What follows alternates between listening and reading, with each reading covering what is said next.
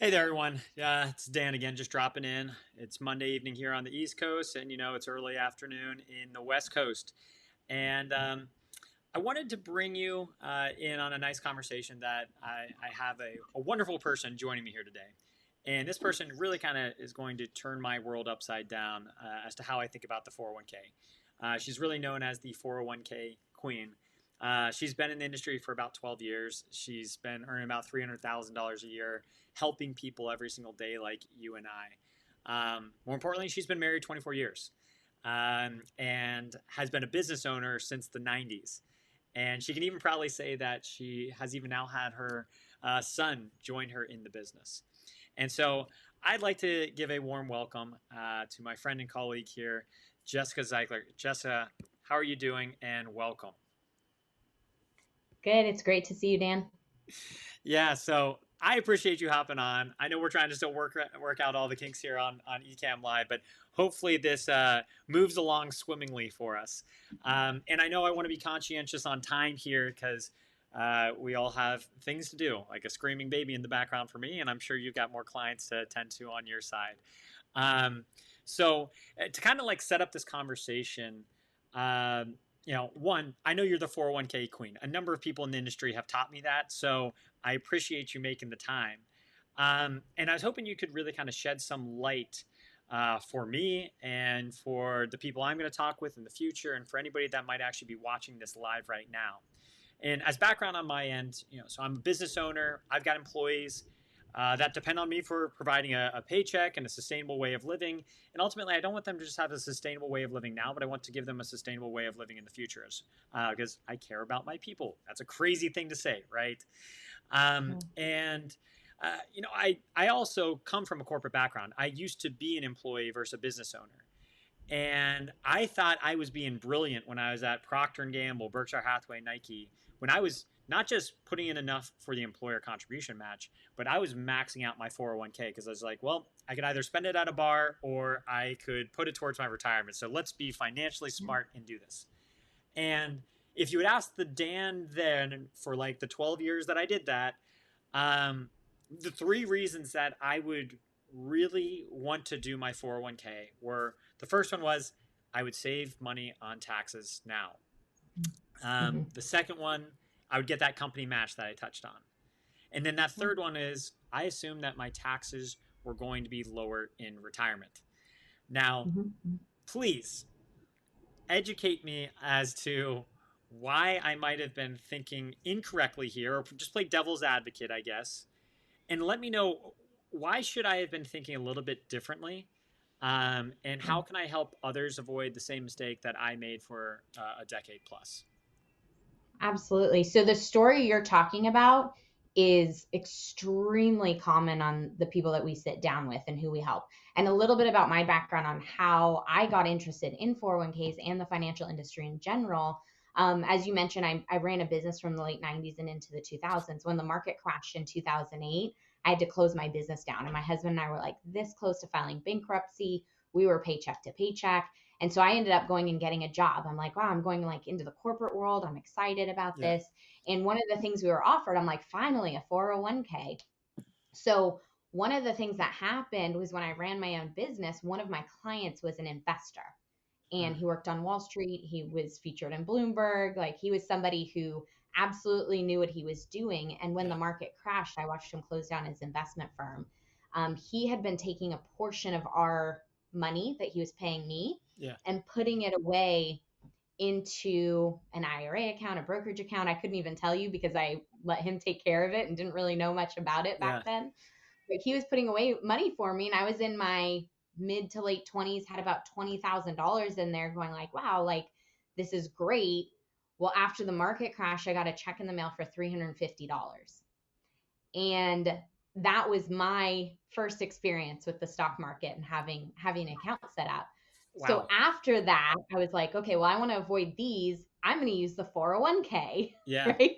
Now, I didn't know anything about it, but my company offered it. Like you said, we started putting in, my husband and I, I'm like, wow, we're really adulting now. So we started putting money away into it. And then employees, because I was a manager, I worked as a manager at a medical clinic. they would come and I'd help them with their onboarding and their paperwork, and they'd start asking me questions about their 401k. Like, should I know this? I went through a bunch of HR certifications and HR classes, and you know what I didn't learn about was 401ks. Yeah. But who do we go to for advice on 401ks? Yeah. HR and the people who are helping us set it up. So I started really looking into it, and I realized like, oh, my money's in the stock market still. Yeah. And I'm like, I just wanted to get out of that. And here it is. I thought a 401k was a retirement plan, a retirement vehicle. Yeah. But I found it was just as much at risk as this other plan that I had before. So really started looking into it, realized it wasn't where I wanted to put my own money. Yeah. So it was harder to sign up clients for it. My husband and I were looking for help with our own finances, and we were turned away by a lot of financial advisors and financial professionals because we didn't already have money. So I ended up finding a company that I really, really liked. I was referred by a friend of mine who was a client. They ended up taking us through how to avoid bankruptcy, how to actually get out of debt, how to start saving money. We got college plans in place for our kids, retirement plans in place. And so then I ended up interviewing, going through my licensing. So that was our story from 12 years ago. But what I learned and what I've been able to help other people with, I'm going to actually share my screen here so I can go over it, was that 401ks originally were actually not meant to be a retirement plan at all. Okay. What happened was back in the late 70s, right? Taxes were really high. Taxes were upwards of 70% when you got into that high income bracket. And so they were created as a way for high income earners to take a portion of their money and put it off into the future where they knew taxes were doing what? They were going to be lower. They were going down, right? So they were doing the right thing, setting money aside. So in 1978, these got mass released to everybody. It was the first time in history that people who had no idea how to invest in the market now had complete access to the market and responsibility to pick their own investments. So they were supposed to be a supplement to personal pensions or pension plans, right? Social Security and personal savings. Yeah. So Dan, what's happened with pension plans? Well, those have pretty much gone away. So they're almost non-existent for our generation, unless you work for the government, the state, and that has a lot of other things that come along with it. So pension plans, how about Social Security for our generation? Oh, man. I was just having a conversation today with some people on that. That's probably going away too. For anybody probably 40 and under, that's a guarantee it's gone. Yeah. So we have a lot of people who are just like, well, it's probably not going to be there for me when I get there. So we're now relying on personal savings, and 401k was supposed to supplement the personal savings. And what companies did was they were able to start getting rid of their pensions and offer another benefit to their employees in the form of a 401k. And now we have an entire generation that almost doesn't know anything else. Like, we think we're supposed to use a 401k. This is the plan we're supposed to be in. And so back after the market crash in 2008, when we had a lot of historians looking in and economists looking into these accounts, they said the 401k, right? 401ks were never designed as the nation's primary retirement. They came to be that as a historical accident. I can't get over the fact that they actually put the words historical accident. That is just wow. And yet this is retirement plans. They're calling an accident. Yeah. Right? Oh my gosh. So here's another one. So Ted Benna, who is actually one of the fathers of the 401k, he helped to get it into the hands of all these different companies and into public hands. He has said there's too many choices, right? They talk a little bit earlier here where like you could choose not to participate. How many people aren't contributing at all? How many aren't contributing enough? So we have a whole generation of people who are way behind on their retirement planning without even knowing, because there's just no prediction on it. But he said, he goes, if I were starting over from scratch today with what we know, I'd blow up the existing structure and start over. So, all right. Sorry, I have to pause here. And this was in 2013. So we're now in 2024 as the recording of this interview. And that is a decade later. How has this information not become more broadly dispersed then? Because I mean, guess what? The stock market just went down, 25% in 2022. Yeah. So even if people would have learned from the father of the 401k saying, we need to blow this up and start it all over again, and somebody else is calling it a historical accident, and this is on CBNC, this isn't some like Mhm. crazy news site. This is, reputable sources. So educate me here. Why has something not been done, or what are the opportunities to blow up the system and make something better? And can there be something better? So an interesting thing on it, if you actually read what their suggestions are, it's higher penalties for Yeah. people to touch their money Yeah. are some of their solutions. Yeah. The other solutions, it's just more lack of liquidity. The problem is that middle America are the biggest source of users of these plans, Yeah. right? And how many middle American families can go 30 or 40 years without having an emergency and needing access to their account, right? Not a lot. So it doesn't matter if the penalty is 10%, 20%, or a higher percent. If they need that money, they're going to access it. And that just means more benefit to the IRS. Yeah. So the plans that they're actually coming up with, these are Congress people who have a very different viewpoint of life and reality as the working household, right?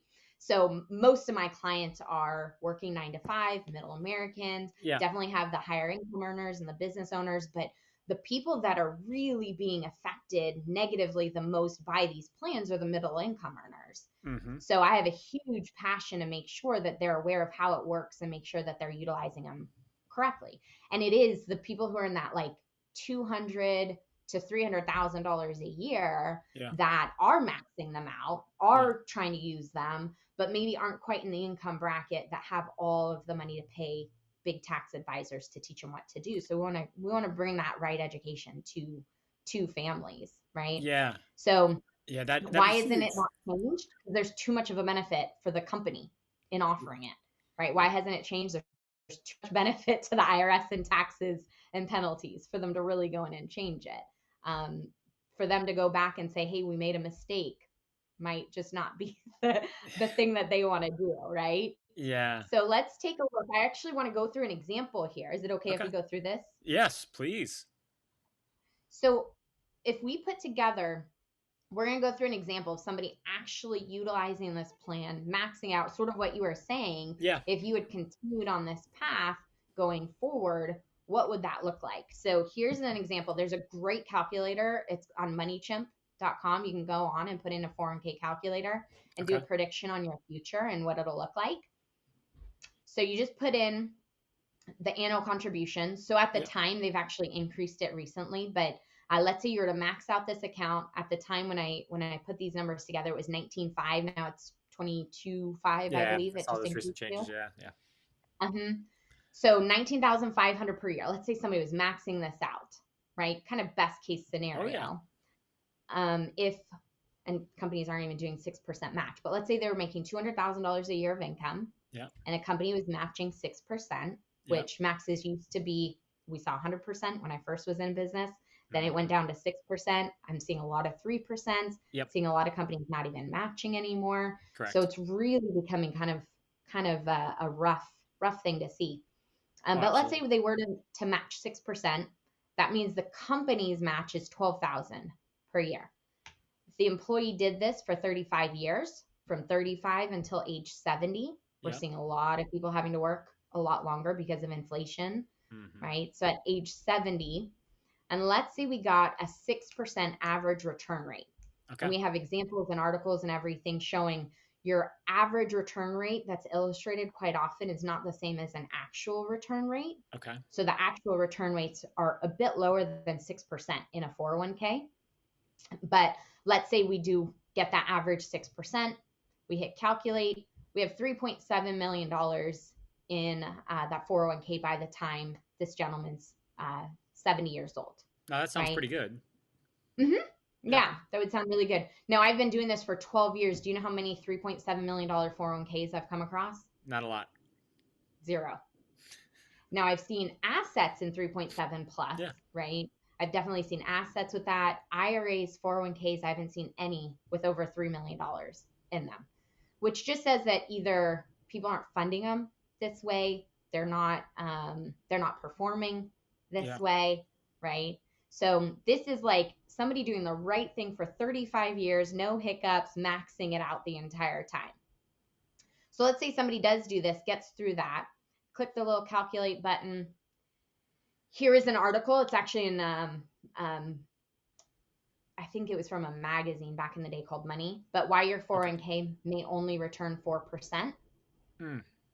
That might tie to like that 4% rule I keep reading about too. But yeah, keep going. This is good. Yeah, between after fees, after penalties, after market losses, all those Oh, different things. okay. 401ks are actually statistically percentage wise some of the highest in fees out of all the investment accounts that you could pick from. Interesting. So, Okay. and the people who know what they're doing with their accounts, they're like involved in their 401ks and involved in the details. They're going to know how to get into the lower fee accounts. But your average household who's like, hey, I just went into whatever they recommended or whatever I was automatically put into, they're the ones that are getting the highest fees taken out. Yeah, I know when I was in the 401k, at least I was doing the low expense ratio ones, like a Vanguard and things like that.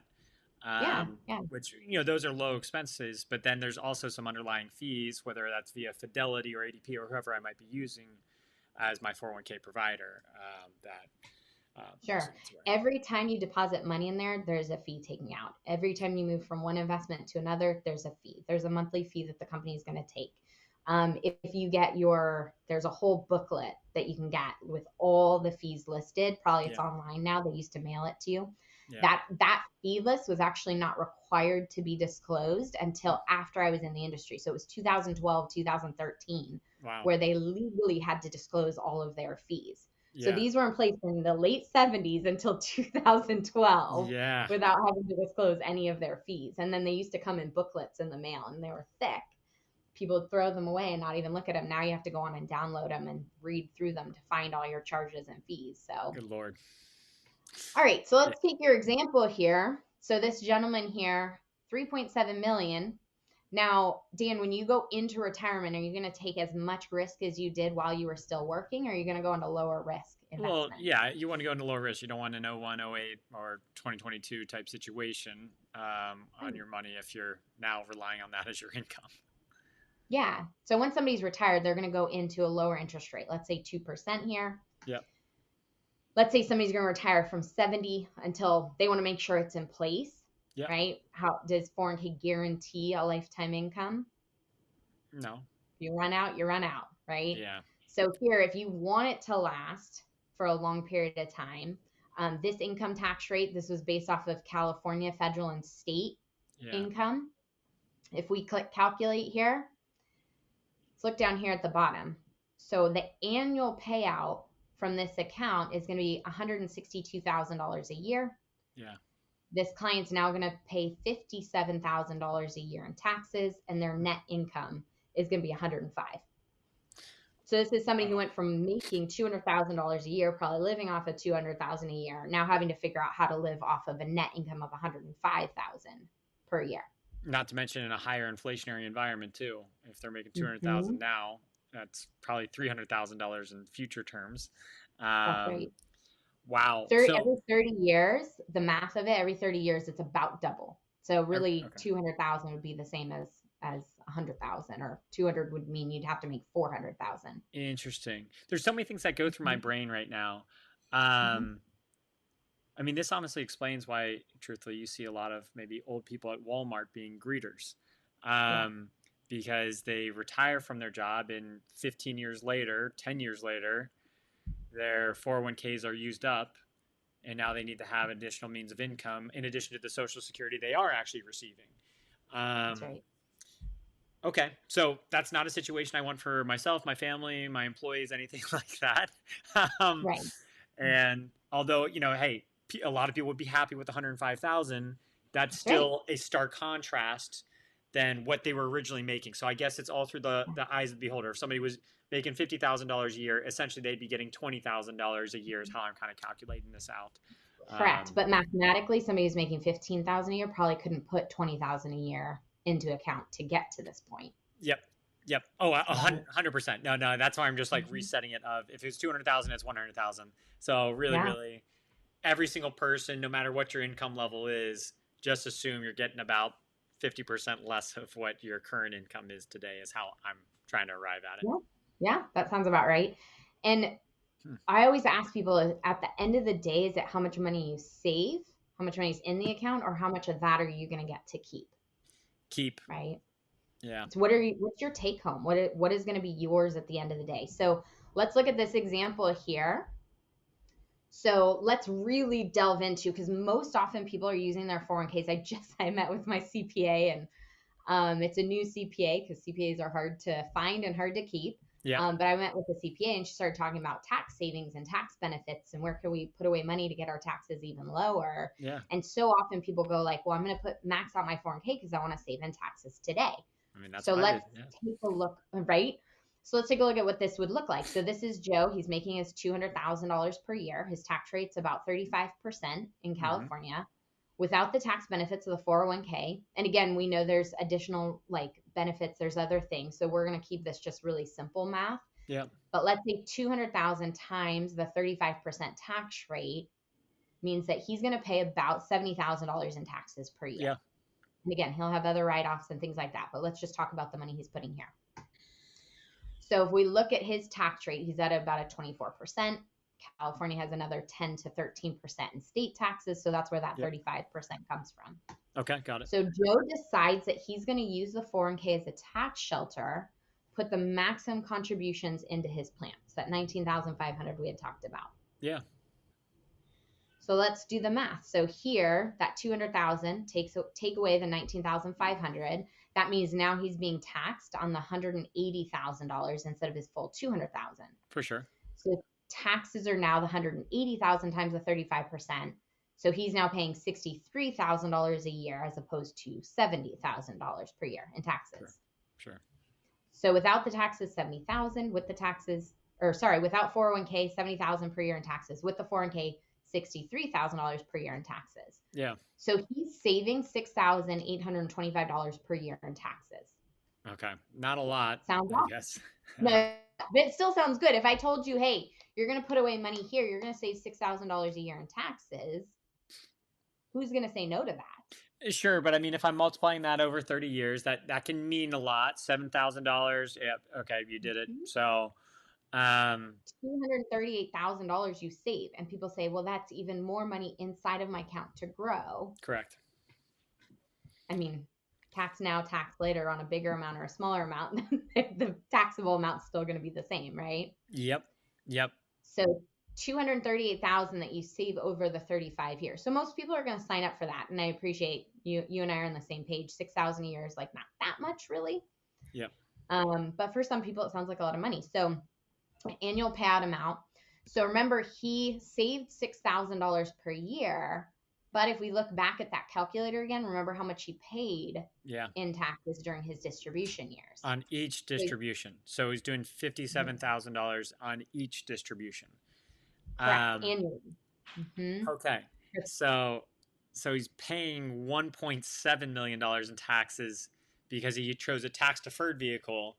And I know that's like tax rate as of today. Curious on your insight here. I talked to a lot of people in the industry. They think our tax brackets are actually going to be higher in the future just because of the amount of debt that we have in the United States. Is that what you're seeing as well? Yeah. We definitely get the people who say, well, I'm not sure, I don't know. But the outlook is, if you look back in the 70s, tax rates were 70%. Prior to that, I remember my grandpa telling me about when taxes were 90% earlier in the, I believe it was like the 40s. So if you're looking at going forward, we're at historically low tax rate. Our national debt just keeps getting bumped up higher and higher and higher. What other option is there, right? At some point. Agree. Yeah. So this is if taxes stay at the same tax rate. Because again, if he's pulling $162,000 a year, he's going to be in the same tax rate. He's not in a lower tax bracket because of it. So basically, I'm seeing a $1.5 million difference then between Okay. I mean, that's even more significant than saving $238,000 in taxes. So, okay. Well, hey, I know we're kind of time crunched here. I want to make sure we cover some other elements there. So yeah, please. So another thing that impacts these accounts, as I was talking about early on, is market loss. right? We're not getting a 6% return every single year consistently on this. It's going to be going up as well as down. You look Yeah. at the 2000s was called the lost decade, right? We look here, this is the S&P 500. We had a Yeah. 50% loss during the 2001 market crash, the dot-com bubble burst. Oof. Then we saw the housing crisis in Yeah. 08, 57% loss in the S&P 500. Now we have had a big boom or a big return. What happened in 2020? Drop down. Yep. Here's one of the crazy things. People go, oh, well, it rebounded. Do you know how many families, because we got a lot of referrals during that time period. We sat with a lot of families who the market had crashed. Yeah. They got laid off. Where do you think they turned when they had an emergency financially? Well, I guess you. Yes, but they ended up pulling out money from their 401ks at the bottom of the market because they got laid off. They Oh had to pull man. that money out. They're pulling out at the bottom of the market. So when the market bounced and rebounded back up again, Yep. families who weren't meeting with us, the families who didn't know or sat with us after the fact, had pulled money out at the bottom of the market. So they didn't actually get to participate when the market did come back up again. Yeah. Right. Wow. No, it was the first That's a time in double history doozy. that it is. So they did have the 10% fee waived as one of the benefits during Okay. COVID and all of that. But still, it's the bottom of the market. People lost here, it says 34%. Now they're cashing out and then they're paying all Yeah. their taxes on top of that. So it did come back up again. As you mentioned, 2022, which I don't even have on this graph here. But 2022, I sat with a gentleman and we did a review of his account. It was actually last January. And during 2022, he had put his $20,000 in, about 12,000 of the company match, Yeah. and his 401k was actually $50,000 less than what it had started the year out with. Oh man. So he lost 50,000 plus the $30,000 that he and the company had put in together. So it was an $80,000 Terrific. loss in 1 year during 2022. So we were able to help him roll over. So there is an option. There's something somebody can do. Yeah. Instead of having your money just in the market, we can actually go right into something called index growth. Okay. So index is a hybrid. It's a type of a fixed account. So your money doesn't go into the market at all. Yeah. But it's going to index your money off of the market. So it follows things like the S&P 500. When the S&P 500 is up, they credit your account with the return. If it's down or on a negative for the year, your credit's going to be 0%. Market goes back up, they're going to credit you with the return. So here's a visual of it. The red line is the S&P 500 during that 2000s to 2016. Yeah. And the gold line here is an index growth account. Okay. So this one actually even has a 5% cap on it.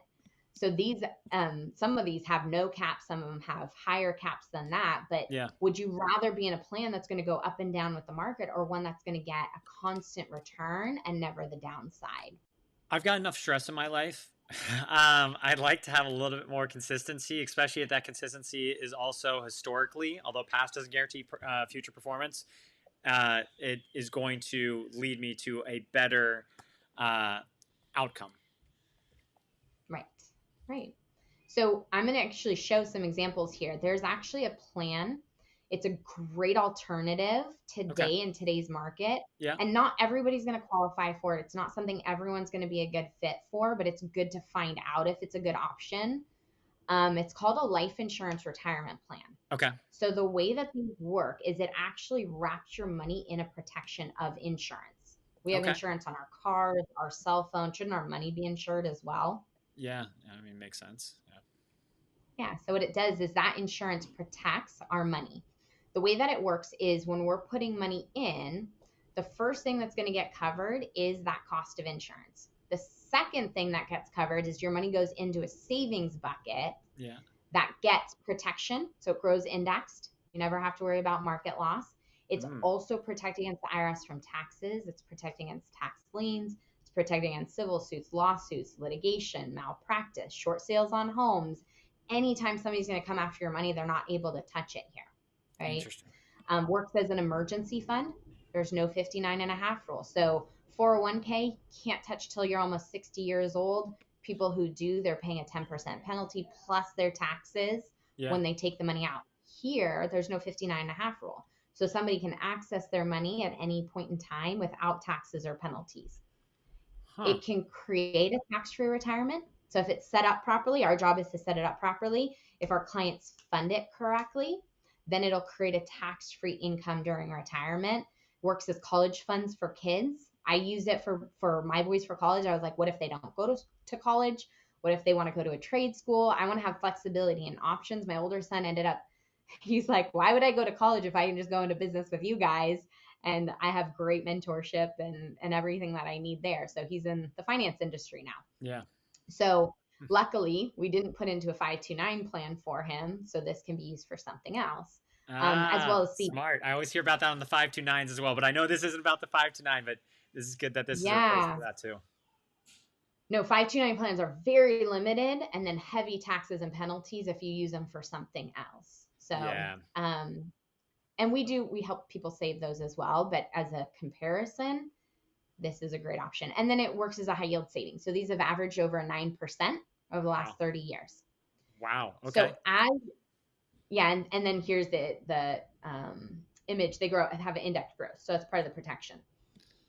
So your minimum amount that you could put in is going to be based off of the cost of insurance. Yeah. Where you get tax-free living benefits, tax-free death benefit. Yep. Right. You can add long-term care onto these plans. There's a lot of advantages. I had a client who I met with him too late, unfortunately, in life. Yeah. But they ended up with a medical incident about 17 years, wiped out all of their savings accounts.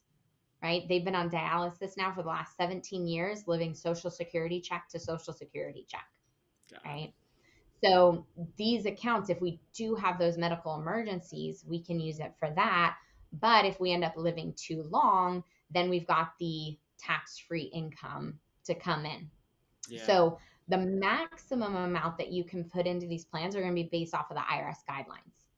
So there's actually no limit on how much you can put in. It's going to be based off of the size of the plan. The larger the life insurance, the higher the cost will be, but the more money you can put in. So we have clients doing $100,000 a month into plans like this. They have an extra $100,000 coming in to their business or company. They go, where does that go? Yep. Right. You can't put it into a 401k because the max is $20,000 a year. You can't put in you could put it in a brokerage account, but now you're paying taxes on it every single year. Yep. Right. So here they can get tax-free growth on it.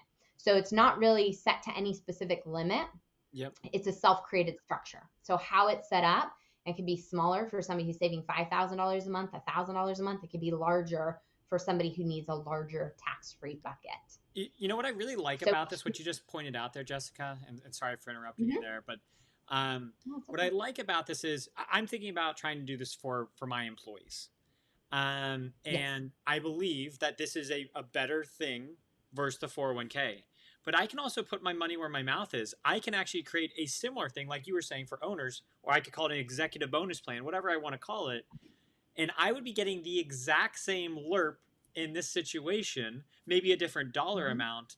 But then that way, it's truthfully, we are all moving in the same direction. Like we mean what we say versus, corporations. I've looked at some of their, quarterly filings, and I see what the executives use for their compensation package. It doesn't look like they really use that 401k much.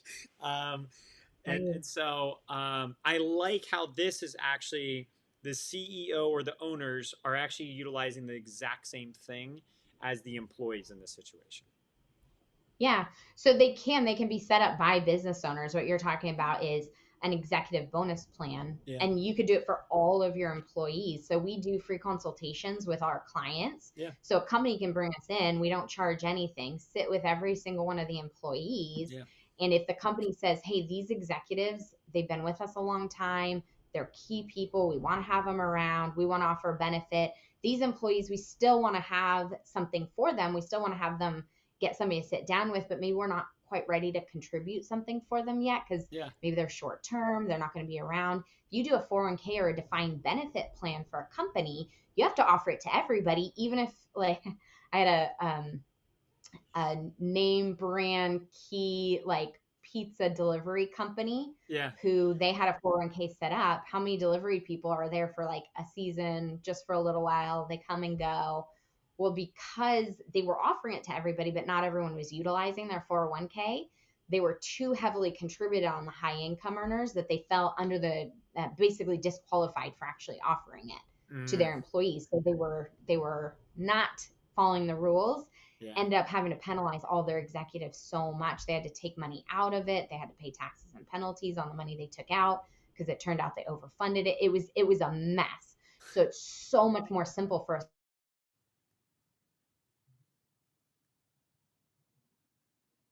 Oh, Jessica, you might have cut out there. I don't know if it's me. All right, so we are back now.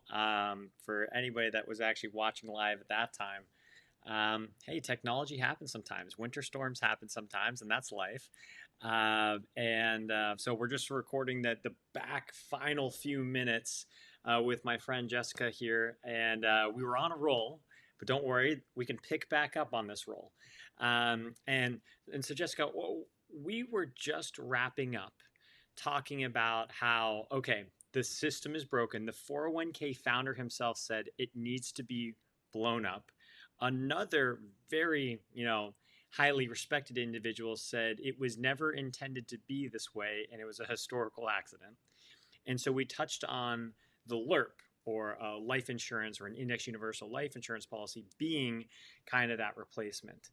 And so we were just shifting into it before this cut out, into actually seeing like, who are these companies out there that offered, because we know not everybody offers it, and are they as reputable sources as like a Fidelity or an ADP, the most common 401k providers out there, at least in the US.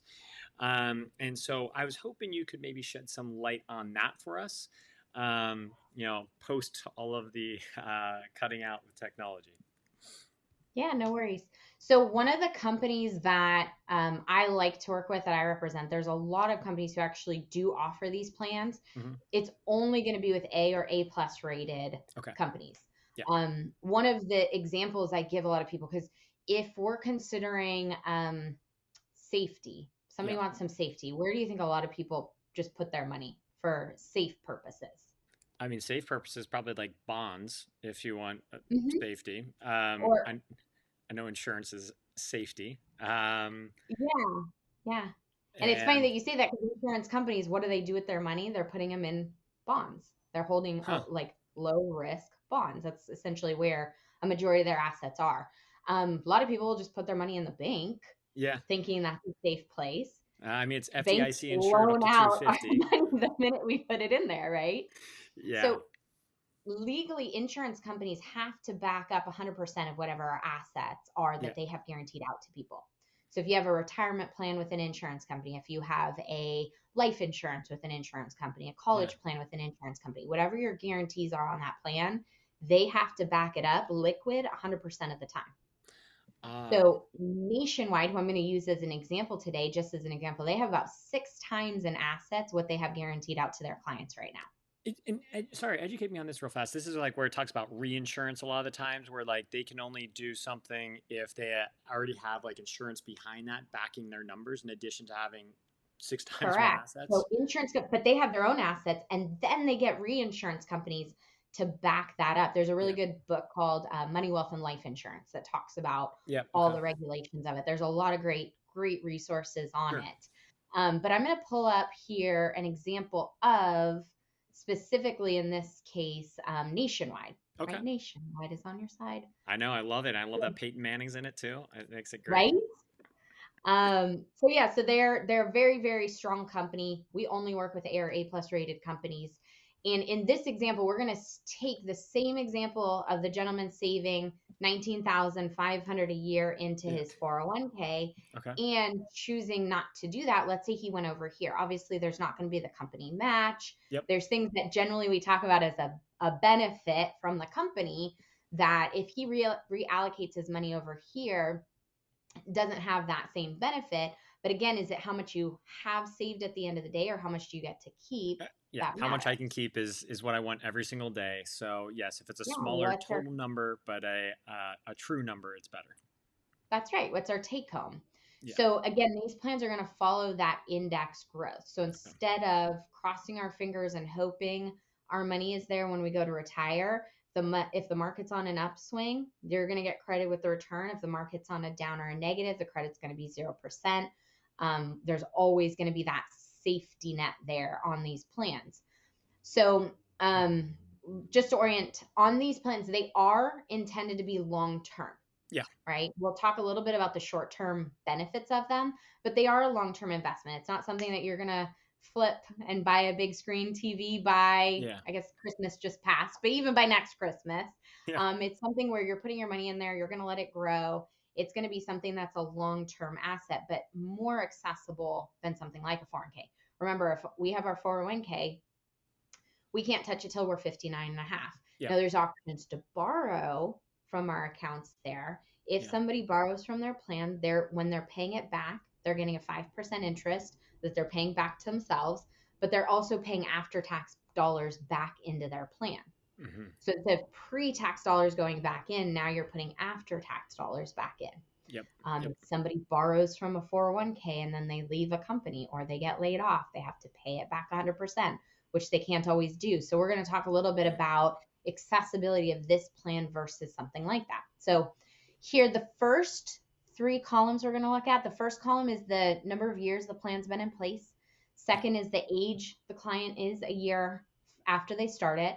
This column here that we've got the red block around is their annual contribution, so $19,500 a year. You can do it monthly, you can do it quarterly, you could do a lump sum, however you want to get that in there. It says a total annual contribution. Middle columns we're going to ignore because those are based off of a fixed account that we're generally not going to use. They're going to have somewhere between a 2 to 3% fixed account you could put your money in, but we're going to look at the index growth, which is the far right ones over here. Okay, got it. And I know legally, educate me on this though, because I know insurance is a highly regulated industry. Okay. And so legally, this cannot project anything higher than what is permitted based on lobbyist groups and everything else, right? So. Correct. So we do have what are called guaranteed columns in here as well.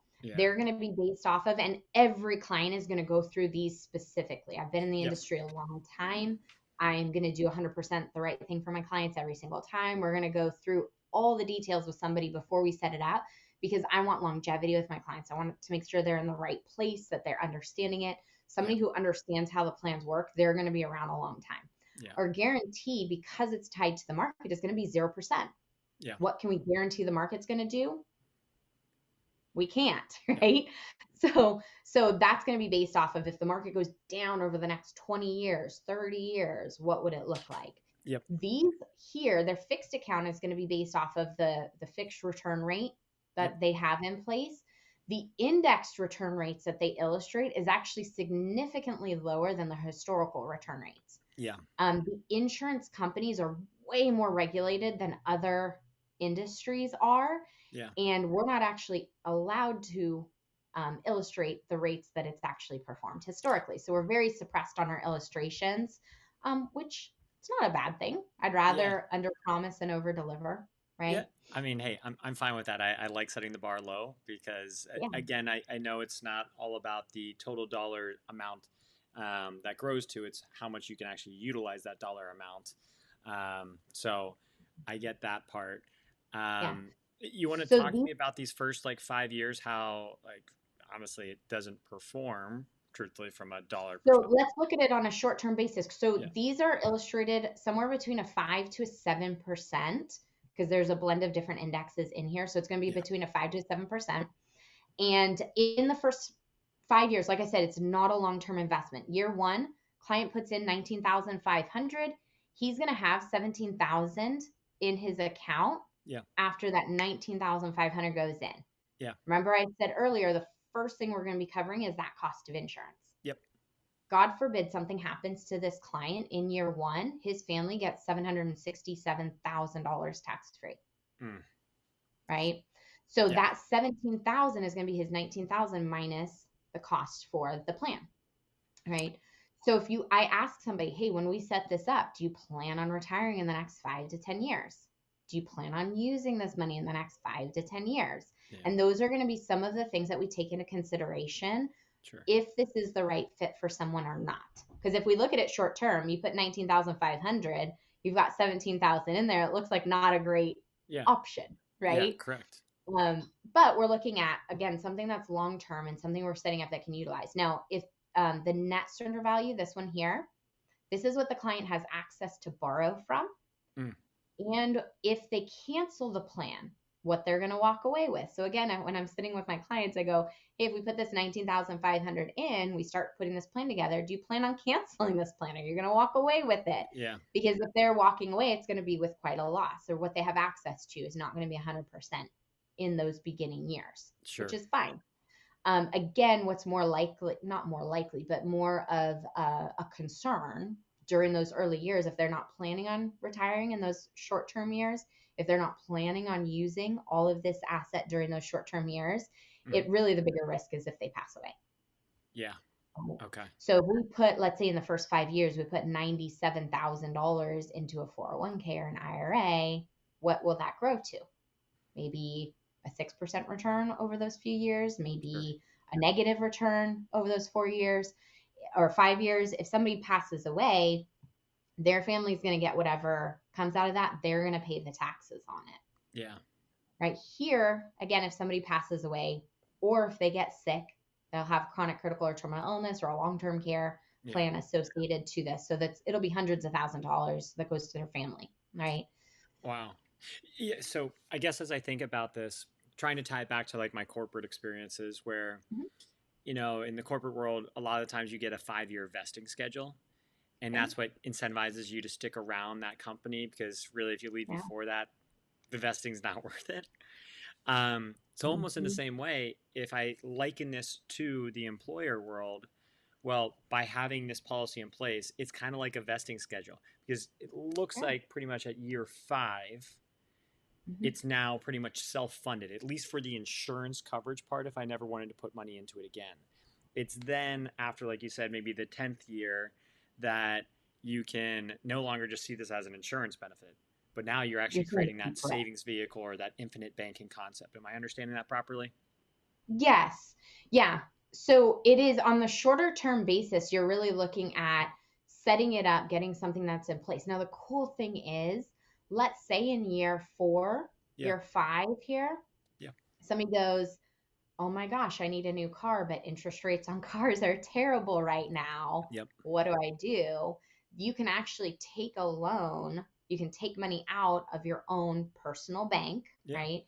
You can take a loan out of, right, the Bank of Dan, Yeah. take that money out and pay yourself back. During Okay. the beginning years, it's usually around a 2% net interest rate Hmm. that you're going to pay during those first 10 years. They charge a certain amount, they recredit a certain amount. Every company is going to be a little bit different, but it ends up being about a 2% interest rate. Okay. The cool thing is, let's use year 5 as an example. Hmm. There's $100,000 in the account. Yep. You have access to 89. You go, hey, I'm going to take 40,000 out. I'm going to go purchase a car. I'm going to pay myself back. Yeah. Well, your full 100,000 is still invested in the indexes. Okay. So your full 100,000 is still earning an interest for you, even though you took the 40 grand out to go purchase a car, do a down payment on a home, Yeah. whatever it is that you did with it. And you create your payment schedule. How do you want to pay it back? How fast? Oh, you want to take a few years. Oh, you want to do it quickly. So you get to create that. Now, if you don't pay it back, let's say you pass away, it's going to come from the death benefit. So your Yeah. loan gets paid out before it pays out to your family. So that's the collateral or the leverage so Sure. that the company is able to do that and still invest your full value. So this is like I get to become my own bank. I get to use my Correct. dollar twice here because I Mhm. understand with like local banks they get to do maybe a 10-to-1 ratio of assets in to debt out there. Correct. For me, I'm actually getting to use my dollar twice, which is kind of cool. Yeah. And if you're really savvy or if you really have some good leverage, you actually, like a buddy of mine ended up buying he was looking for a Rolex.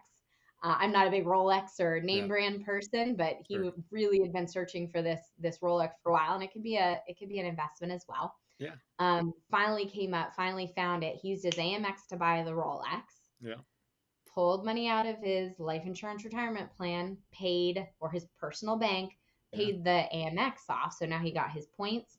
Now he got his loan here. Now he's paying his loan back there. Yeah. So you're using your money multiple times in that sort of a scenario. That's too cool. I Yeah. mean, I love this. So I guess this is kind of the solution to the 401k system needs to be blown up.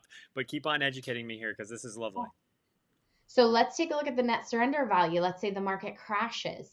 Maybe somebody loves their 401k, they're still utilizing it, but they want to supplement, so they have something else here. Their other investments crash, or their real estate that they can't have access to because the real estate market's not a great time to sell. And they're like, Yeah. oh my gosh, this account here is never going to go down. So let's say the market's down in year 8, there's 175,000 here. This money will actually be accessible when other plans aren't. Somebody can borrow from themselves. They don't have to worry about it having gone down. Yeah. If you look here at year 11, after a full 10 years in the plan, the net surrender value goes away. So you now have access to 100%. Wow. The interest rates on the loans also become a wash loan. So you borrow your money, you pay it back. There's essentially almost no interest rate at that point. Wow. So I yeah, get a you've 0% got full loan access. on the Bank of Cosgrove. Correct. You got your own Okay. bank going. Now, if we look at this on a longer term, again, we're comparing this to the gentleman we looked at earlier. Yep. He keeps putting in. He's just going to be consistent, steady Eddie, contributing to 70 years old down here. Mm-hmm. He now has, at 70 years old, 279, almost $2.8 million in his plan. Do you remember what he had in his 401k? Oh God, what was it? Was Just it a while ago. 3.7? 3.4, I Yeah, believe. 3.4. Yeah. So again, he actually had more money in his 401k at the end, right? And again, it's not how much you accumulate, But but he how pays much of that that is 35% tax. right? Well, the other thing is too that in that account, what did he have to do when he went to retire? He had to move from the more risky, To higher interest rate 2%, 3% investments to bonds. a 2% Yeah. low risk. These, they have no risk in the first place. So Yeah. you're still going to be able to get 10%, 12%, 8%, 3%, 5%, whatever the index is doing, whatever the performance is. Yeah. You actually don't have to worry about the downside. So you're still able to take more risk, which is one of the most powerful things on having this long term. Mm-hmm. Now Wow. look at his net death benefit though. It's grown to 3.5. So you pass away with 3.4 in a 401k, your family's going to pay taxes and whatever to get that out. So you're going to end up with maybe 50, 60% of it. Yep. Here, if you pass away, God forbid, at that like max of your assets before you've started distribution, they get 3.5 million tax free, avoids probate. So anytime this money passes on, it's going to pass on very easily to the beneficiaries. Now we don't want them to pass away. Go ahead. Yeah. I want to clarify though. So they get 3.5, but they also get the accumulated value, right? It's not one or the other. So what it is, it started out at about a $750,000 death benefit. Mm-hmm. With Index Universal Life plans, when somebody passes away, what they're getting is the accumulated value plus that original 750. So the net amount, the total amount adds both of those together. And that's why it's at 3.5. So it took the 2.8 million that was his, added it to the 750. That's the death benefit that's been leveraged through this whole time period. And so the life insurance total now is 3.5 because they get the full amount of his assets plus that original death benefit, all tax free. Okay. So that includes both of them together. But yeah, that's huge because there are policies that are set up, whole life policies or level death benefit policies, that the death benefit always is the same. So if you borrow from it, it lessens the death benefit. These plans are set up to maximize the distribution, maximize how much you can contribute, but also maximize what's going to go to your beneficiaries later. This is really interesting. So if I'm looking at this right now, just at the numbers at the bottom, $682,000 is what I've put in. Mm-hmm. And I get $3.6 million out. Correct. If the client passes away at that time, which we don't want. Yeah. That's not our goal. Let's do 2.8 instead. That's still 4x higher. Well, and now see what happens when we start the distributions. So this next column here shows their premium. The contributions now are at 0. Okay. So they stop contributing. We're not going to put any more money in. We've decided it's now time to retire. Okay. And he's able to take out $224,000 per year of distributions. Do you remember what his Wow. distributions were? Like 109,000, something like that. It was 108, Yeah. 180 minus the 50 some thousand he paid in taxes, Yeah. net about 130, right? Yeah. So here he's pulling out again. The biggest reason is because he can stay in a higher interest rate. Yeah. He can still earn the higher interest rates, which means he can take out more money during those years because he didn't go to that lower interest rate. But this again is going to be tax free distribution. So this is Wow. $224,000 tax free income. He has Social Security, he has other investments. He can take those out, maximize those, and these are not going to affect his tax rates at all. So So he does this. 224,000, and I remember his original salary was 200,000. So in Mm-hmm. theory, he's actually living at a higher salary than what he's currently getting. Sure, not Correct. adjusted for inflation, but that still Yeah. beats the 401k version that Still we beat the had. 401k. And hopefully Yeah. it's not his only investment. This shouldn't be the only thing he's doing. This should be supplementing, just like Yeah. the 401k was meant to. If we're doing our job, if we're helping somebody to reach their financial goals, this is going to be a portion of their assets. Absolutely. Yeah. Wow. Okay, so they're able to take out $224,000 a year, Mm-hmm. and that equates to total surrenders that they've taken out, and that's over 35 years was the surrender. So they take out $6.7 million. Correct. So they put in 682,000, same as the 401k on his personal contribution, ends up taking $6.7 million tax free out. Right. And there's at 100 years old, I'll actually go back here. They've maximized their distribution. So there's very little life insurance left at 100. Let's take a look. Let's say he only lives to be 95. Yeah. He put 682,000 in, pulled out $5.6 million. Still $1 million that goes to his family. So instead of him Wow. taking out during those final years, his family's going to get it. Wow. Wow. Right. We go to earlier years. Maybe he's 85 when he passes away. Right. Mm-hmm. He still put in 682,000, 3.3 million he got to take out, Yeah. and his family gets $2.4 million. Obviously, the longer he lives, the larger the benefit is that's going to be paid out. Yeah. But this is huge. Yeah, I mean, this is massive. Okay, so life insurance is not really for the dying, it's for the living. Correct. Yeah. And I actually did an annual review with one of my clients recently. He was like, I just want to see how, like, he's like, I just don't remember. So we went back from 2020 to 2023. No, 20, we went 2019, 2020, 21. So we went multiple years. He hasn't gotten less than a 7% return since he set up the plan. And this includes 2022 that was rough. He was like, oh, 2022 must have been not that great. We pulled it up, still 7%. Yeah. So the return rates on these are actually better than what we are illustrating, but we're going to illustrate more conservative. I'd much rather show somebody that they're outperforming what we put together in the first place. Yeah. I mean, I can personally say as a user of my own IUL, 2022 sucked on my 401k. I lost 40%. My IUL, I at least got 0% loss. So, yes, do I pay my fees towards the IUL? Yes, but I was still a net zero, and that's all I really care about when you're looking at 40% losses somewhere else.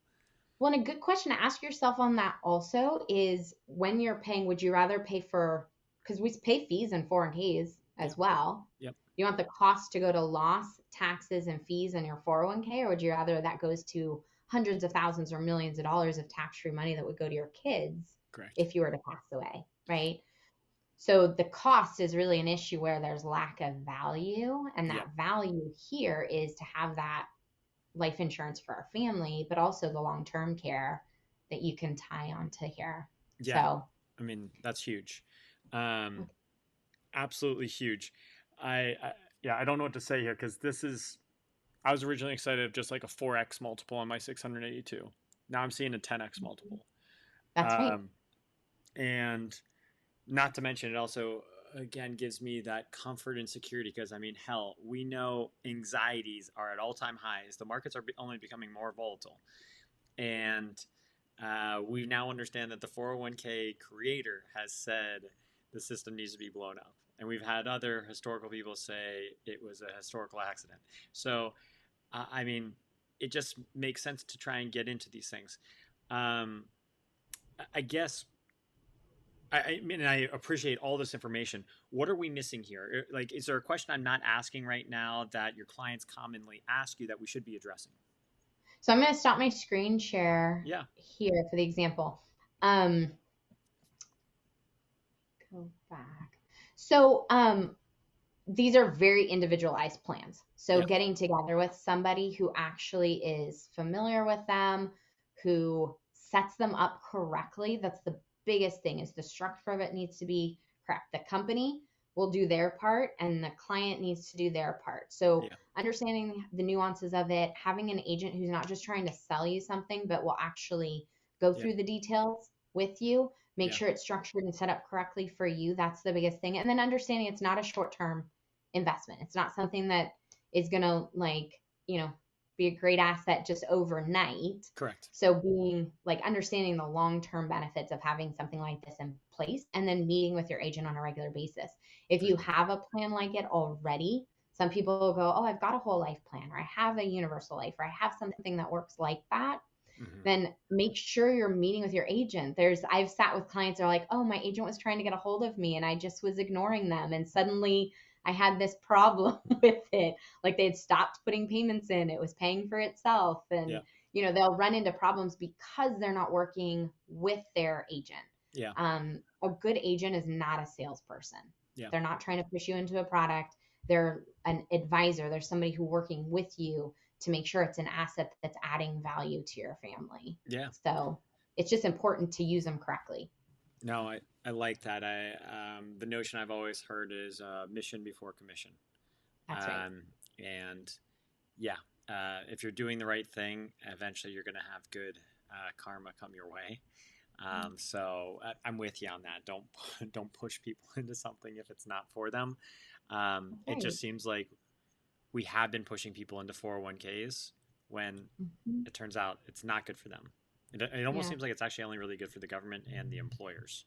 I'm not quite sure where it's good for the employee, but when we get into details on it, and you're so right. People will go over the IUL. They're like, "I'm going to do some research." I'm like, "How much research did you do on your 401k before you got into it?" yeah. And once we get into it and like break it down, most of them didn't have any idea how it worked in the first place, and that's how mistakes are made. Yeah. I mean, I can tell you right now as a business owner, every single 401k provider has educated me endlessly on, hey, we've got the Secure Tax Credit right now, or the Secure Act. So you can get started on these 401ks and the first 3 years are waived of all the fees for you as an owner. Like really motivating you to just get in there. And as an owner, I'm basically making a financially not smart decision by not offering a 401k because I'm passing all these things up. But at the end of the day, I don't care as much about if I'm maximizing the 401k benefits. I care about my actual people. And so if I'm actually putting my people in something better that will give them a life of abundance and their family a life of abundance in the future, well then hell, I just have to hope that they reward me at the end of the day and want to stick around and work with me for a lot more years. Versus just giving them a cookie cutter 401k thing just because I'm going to save a lot of money as the employer. Yeah. Well, and also, I mean, there are benefits to setting it up. Again, like you said, there's a reason those benefits are being pushed on business owners.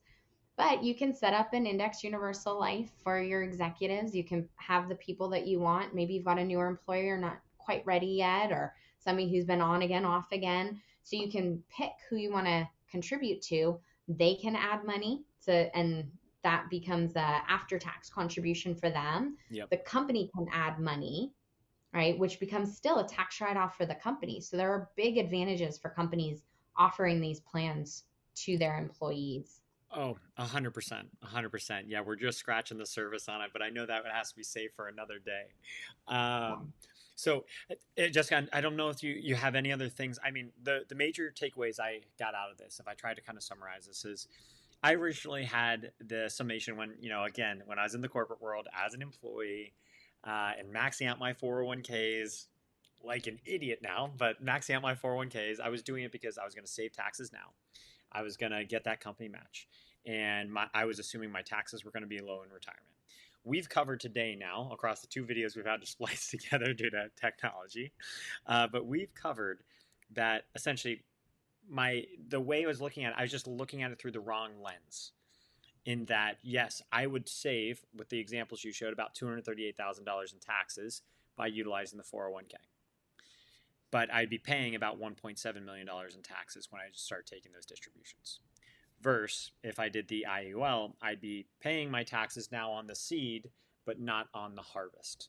Right. And that to me is a lot more meaningful. So the taxes part, then the company match part of, yeah, great. It's free money coming from the company, but again, it's in a 401k vehicle. I could have a year like 2022, lose 25% on my 401k, actually lost 40%.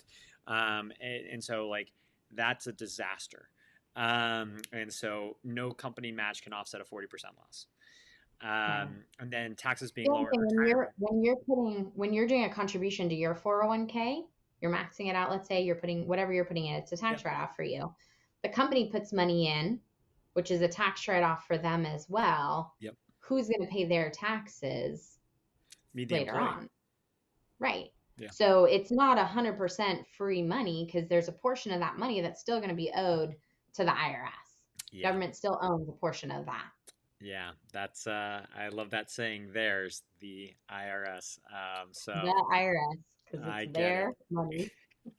So I guess all right, you've changed my perspective on how I look at it, and hopefully this education, when it gets out to other people, they'll have a better understanding, as well as like, yes, we might come off as crazy as talking about an IUL replacing a 401k, but that's just because the majority of people have never really heard of an IUL and have been following what the crowd has done, and what has been historically pounded into our heads now for over 30 years is the 401k is the way to go. So thank you, Jessica, for changing my perspective on that. Hopefully you will be able to change other people's hearts and minds. I guess one final thing, like, how can people get in touch with you if they want to follow up? So we have, best thing is Calendly. I don't know if we can put a link up here, but I have a Calendly link. Yeah, let's see if I can do that somewhere. How about this? I'll put it in the link of the video that we'll upload. Because, I actually don't know how I can do that live right now. No, that's totally fine. But yeah, there's we also have a personal website. So if you look up WFG Zylker, Zylker, then our personal website will come up. You can schedule right through there. My phone line is on there where you can call or text. So any questions that somebody has. And again, it's very personalized. Everybody's situation is different. Everyone's individualized. We work with CPAs. We work really closely with professionals to make sure that every single person has the right plan in place for them. Yeah. So it's a personal recommendations, and we want to get together and know our clients, and we don't charge for any of those services. Yeah. So we can then really, really help make sure that families are taken care of long-term in all different areas. That's beautiful. I love that. I like the personal touch. We are moving more and more every single day to a society of customization. Sounds like a 401k isn't really customizable. This sounds like it can be. So, Jessica, thank you so much. I appreciate it. Thank you for dealing with the technology issues that we had earlier. You are a godsend. So thank you. It's great to meet you, Dan. And we'll have to schedule another one of these. Sounds good. All right. Take care. Have a great day. All right. Yeah.